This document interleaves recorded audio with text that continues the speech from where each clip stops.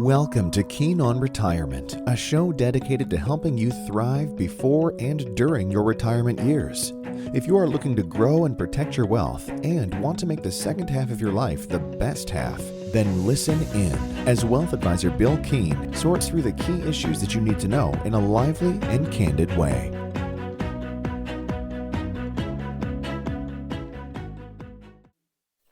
Hello, everybody, and welcome back to Keen on Retirement. I'm your co-host, Steve Sandusky, and with me, as always, is Bill Keen and Matt Wilson. Gentlemen, how are you doing today? Doing well, Steve. We kind of have springtime in our sights here now. I mean, it wasn't that long ago we were talking about getting large totals of snow here a couple episodes ago, and now we're looking toward the sunshine. So, and we had that reprieve we told you about last episode too, with our little trip to Florida. So with the team, so. Yeah, we're wearing it well. Well, it's early February as we're having our conversation today, and this past weekend, right. Lynn and I were up in Seattle at the Seattle Boat Show, and lo and behold, there's a winter storm warning for Seattle. And as we were driving back down here to Portland on Sunday, we absolutely ran into snow. And then here this morning on a Monday here in Portland, it was snowing this morning, and as I'm looking out the window now, the sun is out shining. So, crazy weather. It's everywhere. Yep. Yes, it is. But today, so we got another great show lined up today. We're going to be talking about emotions in investing. And of course, we're all, as humans, we're emotional creatures, maybe a little bit of rationality baked in there as well. But as we all know, if you let emotions get the best of you when it comes to investing, then you're going to make some poor investment decisions. And so we also know that you cannot make a decision without emotions being involved. And so what we're going to talk about today are some of the more common emotions that could get in the way of making a bad decision.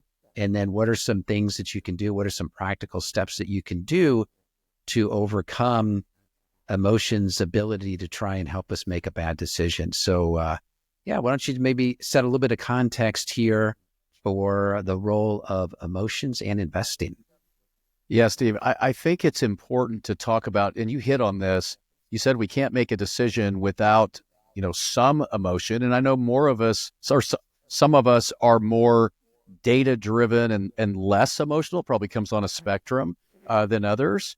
But again, we're all human, and we do share that factor. So I think about the concept of just having awareness around these. We call them, and we've done this in past episodes and blogs, there are some things called biases that we have in the human mind, that really biases can come into play in anything we're dealing with in life. But to, our topic of our show, we are a financial podcast. We want to help people make smart decisions and prudent decisions with their dollars. And so we're focusing these biases on, like financial decisions.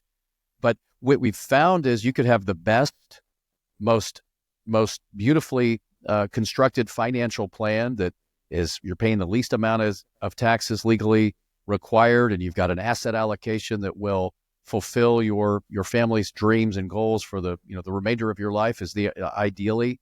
But if we allow one of these fears or anxieties or one of these biases to step in and cause us to deviate from the plan or make an emotional knee-jerk reaction to something that we're experiencing that's coming at us in life, then it can blow that plan right off course. So that's why I think it's important that we've talked about it in the past. And again, like you said today, we're going to talk about some of the basic ones here, which I can even mention right now. And then we're going to get into some that maybe aren't talked about as much and and provide a couple stories and some of our experience on it. I think it'll be a great way to bring awareness of these things. So we control them and they don't control us. But I know you guys have heard of, there's one called loss aversion. And I think probably most people listening, even if you haven't studied the science behind these behavioral biases, could agree, if you think about this, that it's widely known that we process as a human, or at least most of us, process a loss twice as emotionally or twice the negativity as we process a gain of the same amount. So we would be twice as upset from a loss, then we would be joyful of a gain of the same amount, called loss aversion. There's also one called recency bias, and I think folks can relate to this too. And that's expecting recent events to happen more often or next, let's say, than they actually will. And I can, put this into my experience here. When we're going through the market goes up 75% of the time, 3 or 4 years. It's up, it's higher. Those time passes quickly. Everything's good. Everybody's enjoying life. During the time the market's having a pullback or going through a tougher year, one, it feels much longer. So time kind of morphs there. But as folks are going through a downturn, it's tempting to think it's never going to go back up, or it might just continue going all the way down till no one has any money left. So that what's happened most recently, the mind tends to expect that to continue to happen next or more than they actually will. Another one's confirmation bias, and that's, favoring information that confirms our existing beliefs. And, we don't get political on our show here. We want to bring data to our listeners and our viewers so they can make good, confident decisions for their families. But an example of confirmation bias is really the news media. If somebody has a certain political view, they will tend to watch the news media that supports that view. It's just kind of a matter of fact. That's a great example of it, actually. Oh, yeah. Yeah. And people, may not be making the same connection as this bias is like pointing out, but it's like they make decisions based on who's in charge, who's in office, whether they're, and you see this with polls, how happy are you with this or that or the company? And it's always like whoever's in charge, the opposite party's always, everything's terrible, and vice versa. And people, we've had, people in the past kind of talk about, well, if so-and-so's in office, is that going to be bad? And it's like, we use data best we can to explain, like, it doesn't really matter. There's a lot more moving parts than just who's the president. That's right. And I think, and I love that example, Matt, because we saw that here from the Biden administration to the Trump administration. And they did a poll. I remember reading this, before the election, they show, what's your view on the state of the economy? And like the Democrats are like, oh, it's really good. And the Republicans are like, it's really bad. And then right after the election, when Trump won, they did the poll again. And it was like exactly the opposite. And it's like, nothing has really changed in the economy except whose administration is in play. And I think that is such a perfect example because it just shows how driven we are by emotion. And it has real world consequences when it comes to investing in particular, and politics as well. But for our purposes, we're talking about investing here. And so that's why I think this is such an important topic. And Bill, thanks for sharing some of those examples. And we're gonna talk about a few others that are maybe not quite as common, yet still extremely important. And when you're talking about the recency effect, I was thinking about the Kansas City Chiefs, and we're having our conversation before the Super Bowl, so we don't know if the Chiefs won or the Eagles won. But I think a lot of people are probably expecting the Chiefs to win because they won the previous year, and they've won 2 out of the last 3 or 4 years or so, and so we just think that the trend continues. So those listening to this will know who won, and perhaps the Chiefs, perhaps Eagles. So we don't know yet. That's right. All right. Well, let's go into some of these other less common ones, and we're going to share what it is, and then we'll share some specific strategies that you can do to help ensure that you don't get overcome by that particular one. And I really love this first one here. It's been called the Ulysses Pact, and it ties into this idea of pre-commitment. And so the Ulysses Pact goes back to Greek mythology, back to Homer's Odyssey. And the idea was that Ulysses was on a boat and with his crew, and they were sailing past an island where the sirens were. And the sirens were these mythical people who had an ability to create music and song that would let's say, get the best of the sailors as they sailed by. Mm. And so Ulysses wanted to make sure that he and his sailors would not be drawn to the sirens and get closer to the shore and get their boat smashed up against the rocks. And so Ulysses instructed his crew to put beeswax in their ears so that they couldn't hear the sirens as they passed by the island. And then also told his crew to tie him up to the mast so that he would not be tempted to get the boat over to the island where the sirens were. And he instructed his crew, no matter what, no matter how much I beg, do not untie me from this mast. And so the crew, fortunately, followed the instructions and they were able to sail past effectively. And so the idea here, and I know you guys want to, you can maybe go a little more detail. Well, how is that relevant to what you do as a financial advisor? And I know you do this when you're working with your clients, this idea of Ulysses had a pre-committed idea, a pre-committed plan on what he and his crew were going to do to make sure that they would not be tempted by the sirens. And that is really applicable to the financial planning process, to the investment process. So how does that apply to the work of planning and investing? Yeah. I mean, we talk about it, if this, then that. And, that's our investment committee and something that we talk about internally, like, hey, if we see signs of X, Y, and Z, whatever it is, we have multiple different scenarios that could be playing out in the economy or in the markets, then what are the moves that we're going to make if those things happen? So those are, they're predetermined ahead of time instead of just in the moment, because in the moment, who knows what you might be focused on? You could be focused on the wrong things because that's what's, in the media, or that's what's in the, in the press, the financial news.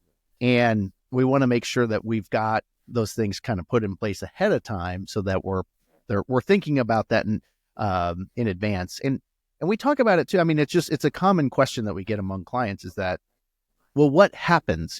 Like we were before the election. Well, if Trump gets elected, then what? And, sometimes the answers are, well, there isn't anything to do differently based on what we see. However, we're going to evaluate what's, being put out, especially what Congress decides to do. But these are the underlying issues that we see happening and how we're going to handle those as they arise. I think that's great, Matt. And you talk about, again, awareness, thinking ahead. Not that there won't be things that come up that I don't want to say surprise. I was going to say no surprises. Well, there'll be things come up that maybe we haven't seen before. The details are different. We always say history rhymes, right? It doesn't repeat, but it rhymes. I've heard you say that, Steve, in the past. But we know there's going to be things come up. We can almost assess the variability of those things, and having those things be things we've pre-thought through, and not have them be something that we feel like are a complete surprise. I think, and that awareness around that is just get the sunlight on those things before whatever they are that might happen. Yeah. I also like the idea of putting some guardrails in place. For example, you can, if you're in retirement and you're pulling money out of your account for spending, you might have an automatic every month X amount of money comes out of my account. And so you're not necessarily, you may be still tempted to overspend, but at least hey, I've got this coming out and I really need to try and stick to that particular amount that I have coming out. So I think there's other automated ways like that we can put in place to help ensure we make good decisions.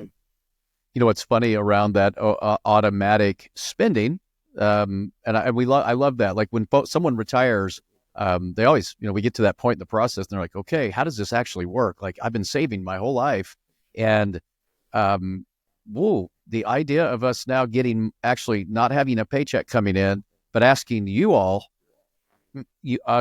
being Keen Wealth advisors to now send them their paycheck every month. That's different. They hadn't thought about that. Now, hopefully our advisors have been talking about that to them and how that works over on the glide slope to retirement.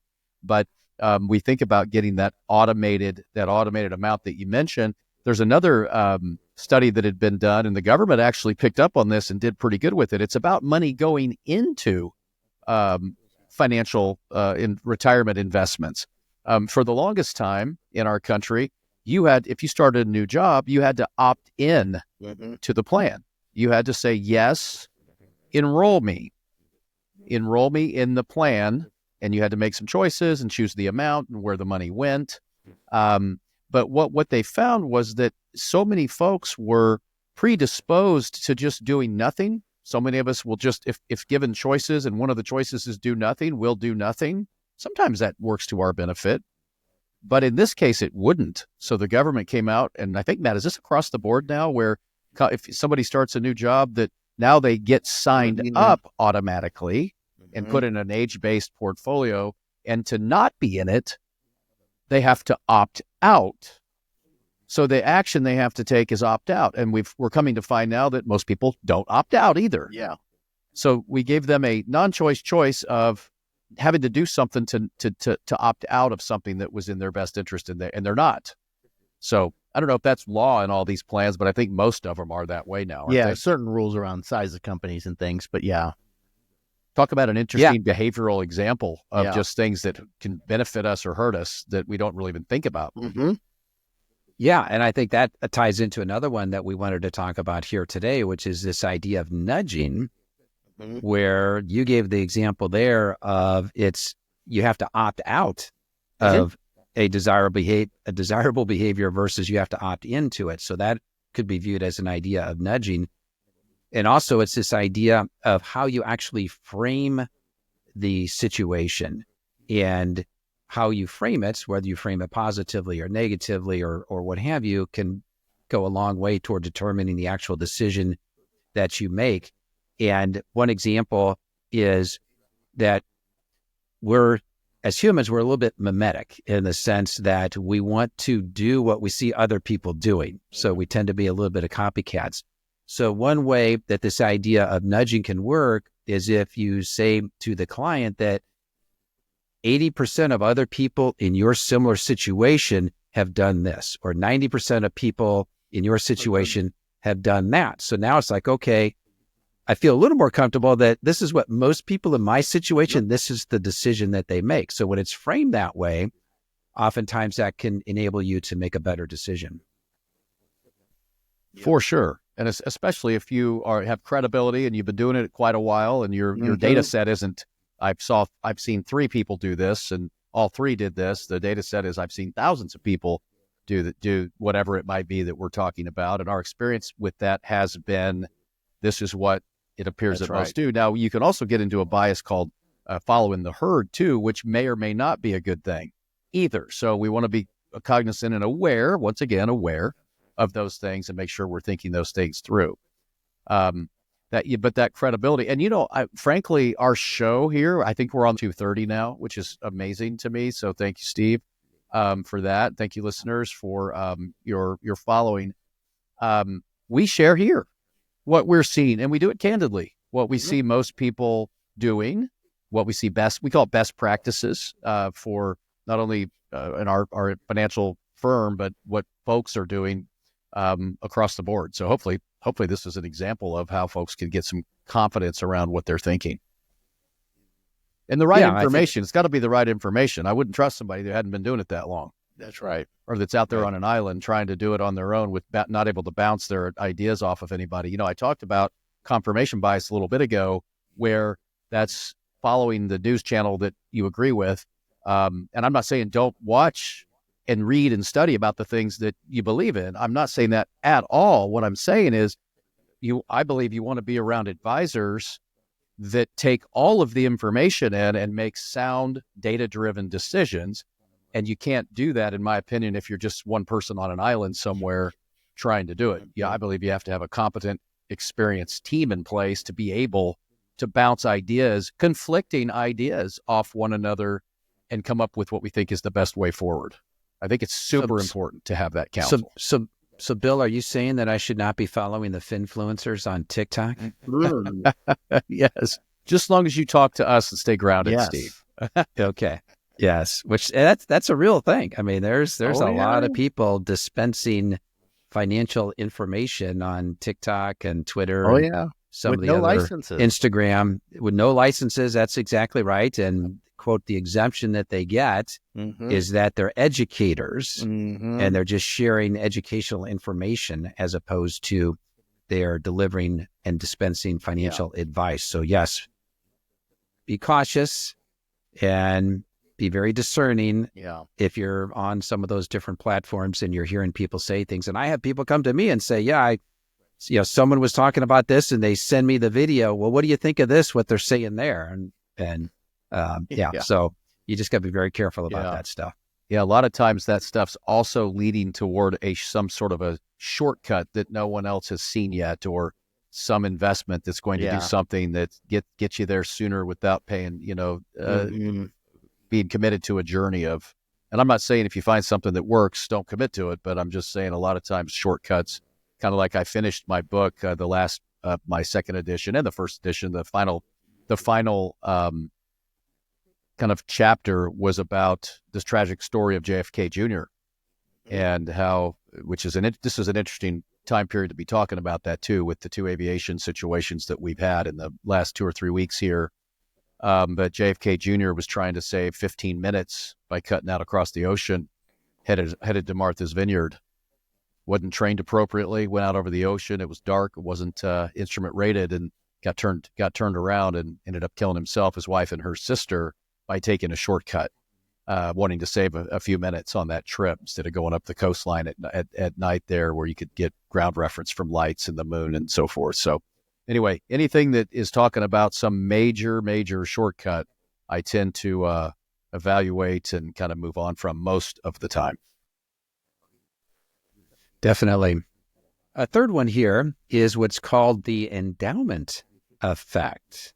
And this is the idea that things that we own, we tend to place higher value on than if we hadn't owned them. So how does this really apply to planning and investing? Yeah, where we see this the most in investing is when people purchase an investment. So if they're managing their investments themselves, and maybe they're buying individual stocks, and they purchase a company and it goes down in value. Well, they just look at the loss and want to wait until they get back to even before they sell. That's a common, hey, I just want to get back to even and then, figure out something else to do, versus, hey, if this money was cash right now, what would be the best investment for me or the strategy for me, which is the question you should be asking yourself, the conversation you should be having. It's not about what did best in the past or what you already own. It's what's the best thing today going forward. And, that kind of stands side by side with that bias called overconfidence as well. And we see that a lot and you can really see this regionally around the country where pockets of people will own stocks in companies that are headquartered in their areas. And a lot of that has to do with the fact that they worked at those companies. I mean, if you're down in Texas and there's a lot of energy companies down there, a lot of the folks have energy stocks. West Coast people have technology stocks and so forth.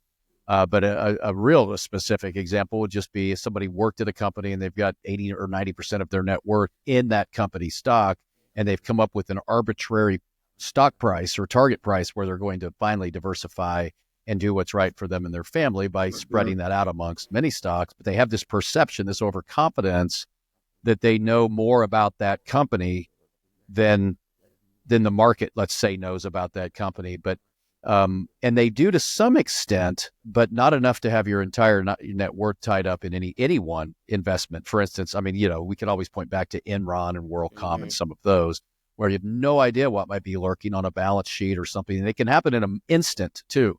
News can come out at an instant that no one knew, not even the CFO of a company, or not even the executive committee, or what have you. So that overconfidence is also something, that endowment effect, where thinking the things that you own are worth more than they actually are, or are less risky, or that you know more than than the normal person.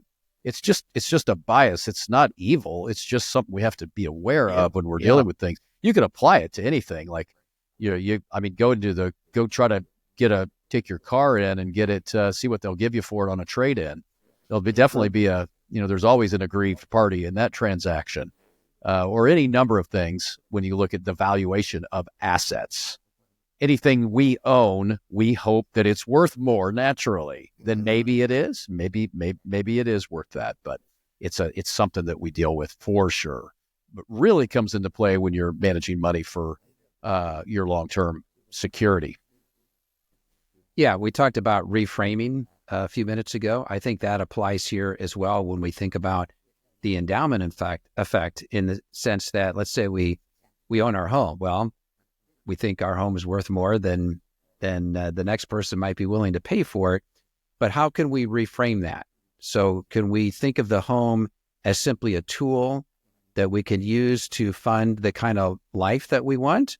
Are we viewing it as a very near and dear possession that I've spent 30 years in and I have wonderful family memories? And so it's really about that and maybe not so much about the monetary piece. Same thing with an investment. If I own Apple stock, do I own that because my first computer was an Apple II and I'm really attached to Apple, and so I think Apple stock is worth more than maybe it should be? Or am I going to view the Apple stock as, well, it's just a vehicle, it's just a tool that may serve me for a period of time because it goes up in value, but that at some point, maybe it's not the compelling investment case that it once was. So it no longer serves my tool for funding my lifestyle. So I can sell that and buy something else. So I think how you frame the investment, I think, can also be helpful to help reduce your impact of the endowment effect here. Okay. For sure. All right. The hyperbolic discounting. Now that sounds like a kind of a highfalutin word here. So what does hyperbolic discounting mean? Mm-hmm. Yeah, it ends up being the people naturally prefer immediate rewards over long-term benefits. So to Bill's example earlier on the 401k and the opt-in versus opt-out, well, it's much more enjoyable to spend the money today than it is to put it into a retirement account that you may not be able to touch for 40 years. I don't know how many people that are excited about that. There's a few that are definitely great savers and excited about it, but it also works in the opposite direction. Okay, you've done that, and now it's time to spend the money, and you're afraid to spend it because you're so used to saving, and I don't want to overspend, or I'm afraid I'm going to run out of money. All these kind of things that could happen in the future, and it is a irrational fear for some folks, but it is something that people have to deal with, and we deal with it with our clients all the time about. Hey, you're going to have more than enough money. It's okay to go splurge on a few things. That's right. It's interesting. We've shared many times on the program where the majority of our clients have more money at the end of their life. And I've been doing this in my, I think, 34th year now. So, I've had the privilege of walking through folks, entire retirements with them and seeing them toward the end of their lives and at the end of their lives, and can confirm that majority of the folks do have more than they've ever had in their life at the end. And so is that a success? I mean, it's definitely better than having had run out. Yeah, without question. What the goal is. But could they have been a better steward of their resource, been able to enjoy that more? We talked about this, 3 episodes ago, I think, when we talked about the book, Die with Zero, where money is life energy and being able to deploy that, but doing that without feeling guilty or afraid of running out. So, helping people find that healthy, rational spot that speaks to their objectives and their goals and their joys in life as well, truly.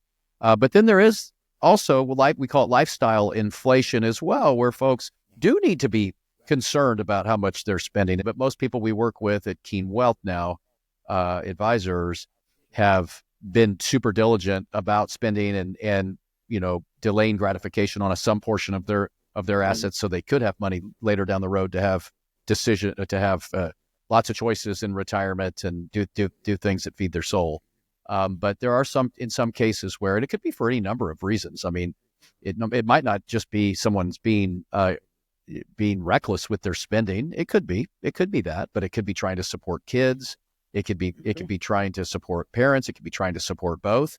It could be a health issue. I mean, there are times where overspending is an issue, but the one that you can actually control is supporting kids is one that we have to help people with over time, kind of wean off of and not feel bad about if it's possible. usually better for the kids in a lot of the cases.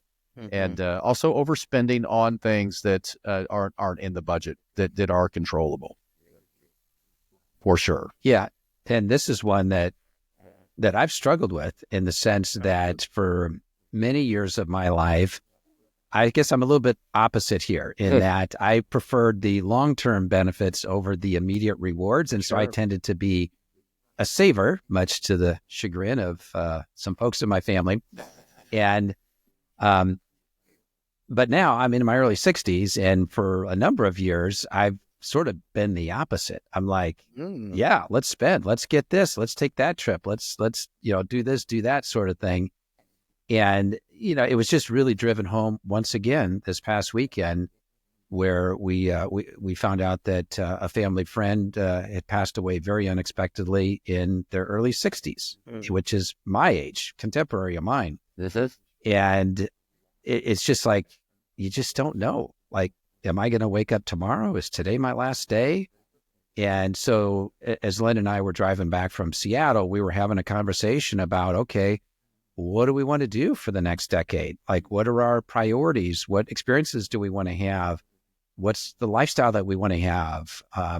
And so we really had a good conversation about that. And I said, this example of this person who passed away unexpectedly, it's like, we just don't know. And I said, I don't want to keep building up this big nest egg and then die someday with a big nest egg and wondering, well, why didn't we have these other experiences? Why didn't we really, go out and live the kind of life that we actually could have given the resources that we have? And we're very, very grateful for those resources. And so, so we have continued to make plans about what we want to be doing over the next few years. And hopefully those will come to fruition instead of just saving. And we actually did talk about, well, should we continue to save? And I'm like, well, if not, save for what and for when? It's like, if not now, then when? It's like at some point we're not going to be healthy and not be able to enjoy the money that we have. So yeah, it's a serious conversation. Yeah, it's hard to come off of it, and Steve, like the old accumulation and save and invest for the future. It's hard, and we deal with every single. I would say nearly every single. Some, I guess, that's a spectrum too. But most of the people we work with have to at least get their mind around that for a year or two leading up to their actual retirement date, which we talk to them about. These emotional, we talk about it here a lot too on the program, the emotional aspects to that next phase of life and switching over about, gosh, what's that going to be like to not be saving, but to be spending? Very different. Yeah. And in my case, I'm still working. And so maybe it's probably easier for me to say, oh yeah, I sort of turned the switch here and done a 180 and now we're, spending a decent amount of money. Well, we still have good money coming in.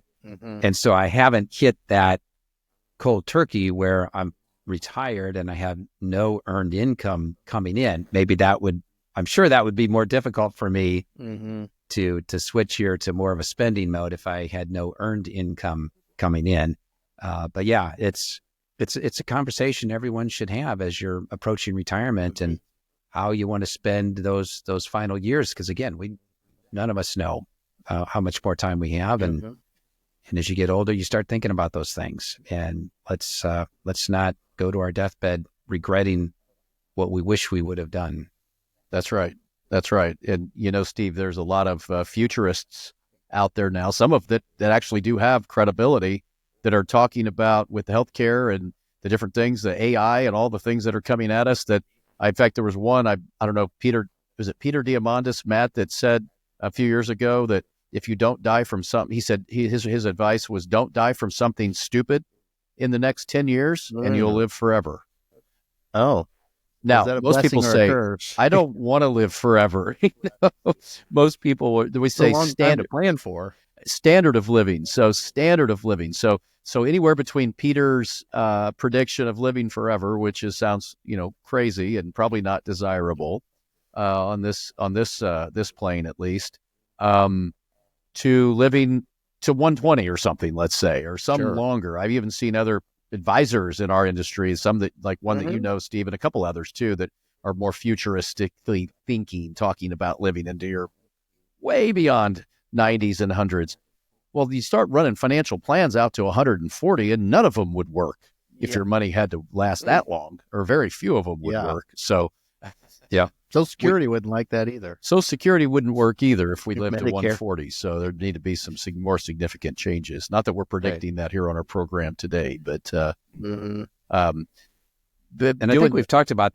Yeah, go ahead, please. I think we've talked about it in the past, this idea of health span versus life span. For sure. And so I think what a lot of this technology is going to help us do is increase the length of our health span, and probably lifespan as well. But if we can have more healthier years longer and a shorter time between when our health really deteriorates and when we pass away, I think that would be a huge win for medicine and technology. Absolutely. For sure. All right. Anything else you guys want to wrap up with today? Steve, I think it was good to talk about this topic because it affects every single person, and it doesn't matter if you're right on the cusp of retirement or you're coming out of college, starting your career. These biases affect everyone. And I believe that, I'll share another bias with you. I'm biased. I should call it the advisor bias. I should call it the fiduciary advisor bias. I'm biased. I think a good quality fiduciary financial advisor that helps you understand these things, that helps you get clarity on what's important to you and a true reading of your real resources and your capabilities for looking forward into your life and your specific financial plan is invaluable, because we can point out things we've seen over the years. We can point out these biases. It's not that your thinking is wrong. It's just, we're just pointing out how it works and how we can harness some of those things. We've always talked about that too, when it comes to the actual investments and asset classes, the market declines. Let's harness the cycles instead of being whipsawed by the cycles, the inevitable cycles. So let's take these inevitable, very real biases as they appear in each individual person and help them harness those things instead of being whipsawed by them, instead of being victims to them. I love it that we talk about it today because it's as important. I've seen reports as well that show the behavioral economics. I mean, it's a degree now. Behavioral economics is a degree, and you can get in college. The investor behavior is more important, or it has more of an effect on asset allocation, your tax planning, and everything else. Because if you, again, like we said to start the program, one emotional decision based on one of these biases or a number of them all working against you at the same time, per se, can blow the best of financial plans off course. So I think it's good to not skip over it, to come back to it every so often. And I think you guys did a good job with it today. So thank you. All right. Well, thank you, Bill and Matt, as always. And if you listening have any questions, please go to keenwealthadvisors.com. You can contact us there, and we'd be happy to answer any questions that you have. We'd love to do it live on the air here as well. So appreciate you all listening, and make sure that you subscribe to the podcast if you haven't done so already. And please let all your friends and colleagues know about the show as well. And also the YouTube channel. So Keen Wealth Advisors has a YouTube channel. So make sure that you check that out and subscribe to it as well. So appreciate y'all being here today. And that's it for now. So thanks and take care. All right. Thank you. The Steve Sandusky Advisor Network and Belay Advisor are not affiliated with Keen Wealth Advisors. Opinions expressed by Steve are his own and not necessarily the opinions of Keen Wealth Advisors. Keen Wealth Advisors is an SEC-registered investment advisor. Advisory services are only offered to clients or prospective clients where Keen Wealth Advisors and its representatives are properly licensed or exempt from licensure. The contents of this podcast are intended for the residents of the United States of America.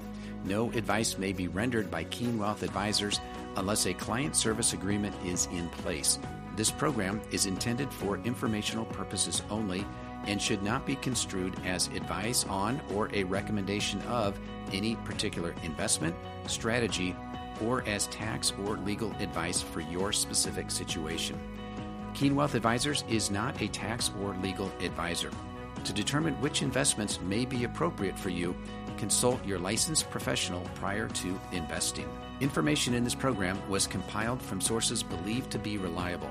Due to the constant state of data changing, we do not guarantee the timeliness or the accuracy of the information provided. Our views or opinions at the time you are listening to the podcast may be different than they were when the podcast was recorded. Past performance is no guarantee of future results. Any indices referenced for comparison are unmanaged and cannot be invested into directly. Any prices that are referenced or market forecasts are as of the date stated and are not necessarily our opinions moving forward. As always, please remember, investing involves risk and possible loss of principal capital. This podcast is not allowed to be copied, distributed, published, or reproduced without permission from Keen Wealth Advisors.